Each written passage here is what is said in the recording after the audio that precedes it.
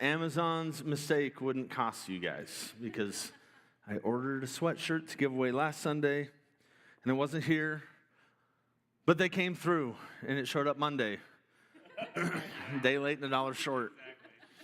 So, but I had to come up with some way to give it away, right? I had to, I don't have 100 sweatshirts, so sorry.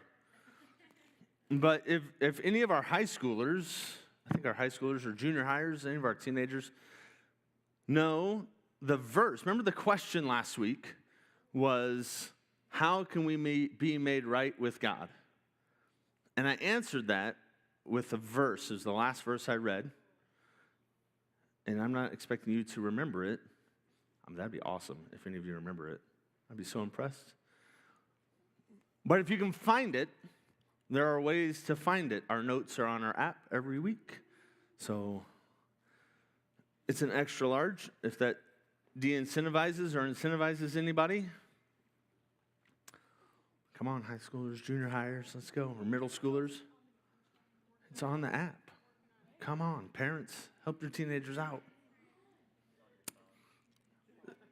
This is taking way longer than I thought it would. I apologize. How many of you know we need some more wisdom? I'm kidding. We'll get there. Nobody? Nobody. I'll give you a hint. It was the very last verse that I read last week. So when you find the notes, Romans 3:22, say it. Say it, Kaylee.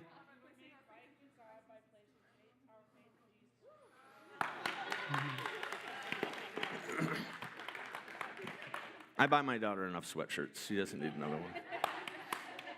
We are made right with God by placing our faith in Jesus Christ, and this is true for everyone who believes, no matter who they are.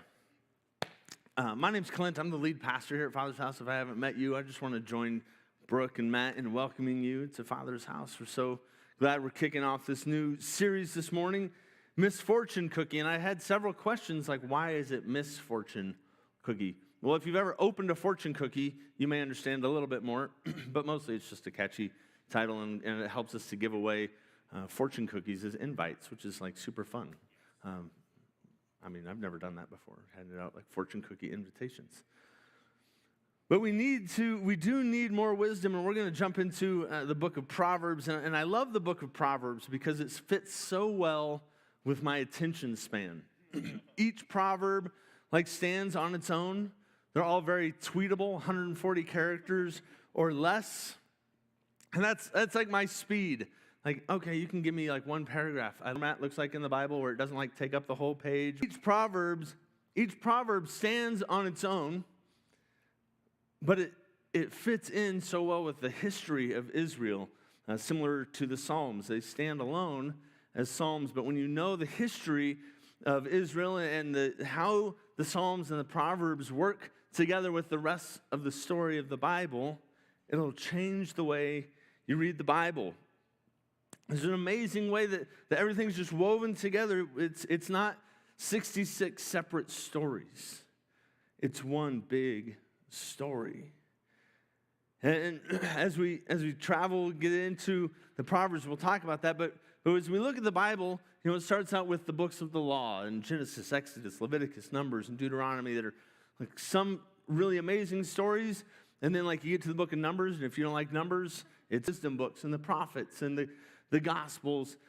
And then the letters to the church was basically just how to behave as Christians. And it's all one story, and there's one thing. It's all connected around one thing, and that thing is Jesus. Everything before him points to him. Everything after him points back to him, and he is what holds the whole story together. Amen.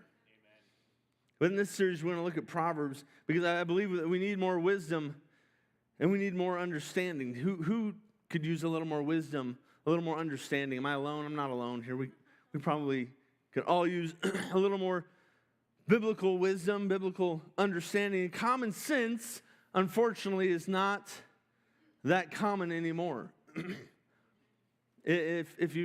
But there's a difference, and we're going to be patient, we're going to be gracious, because if you've never had a dad show you how to be a godly man, then Like, we don't expect you to know how to do that. If you don't know how to mom, show you how to be a godly woman, we don't expect those things.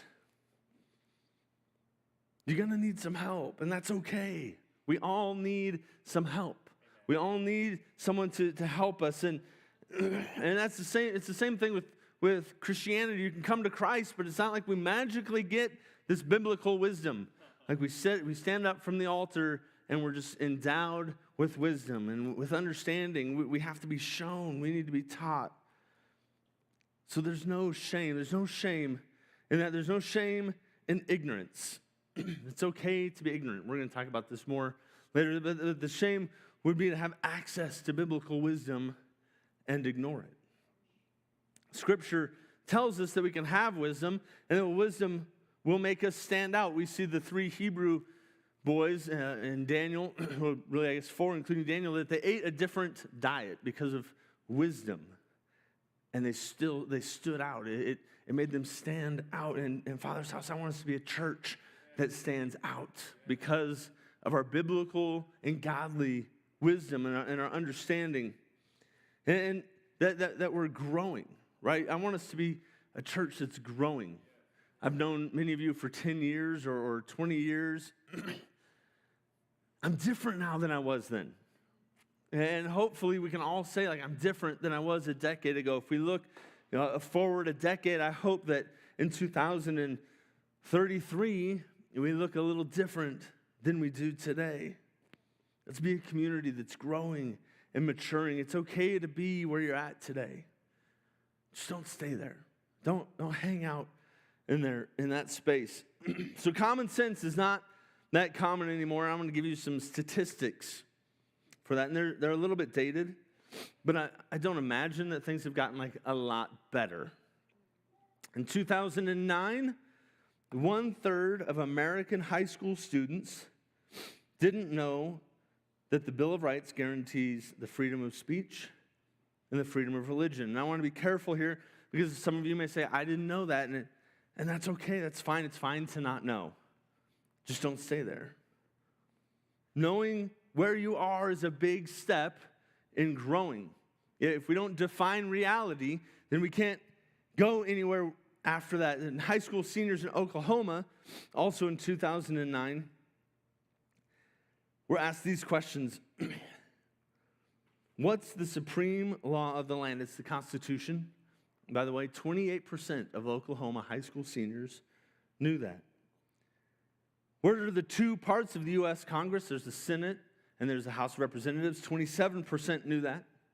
What's the name of the ocean on the eastern side of the United States?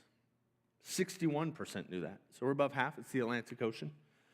43% knew the names of the 2 major political parties in the United States. And some of us may say, well, it's the same thing. It really doesn't matter.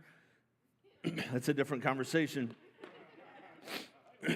29% knew who is in charge of the executive branch of the government.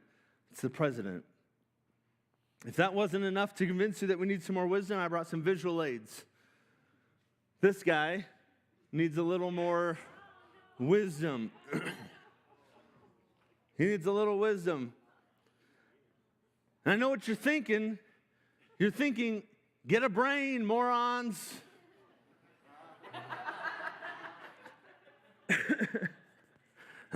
You knew it was going to be good when you saw the mullet, right?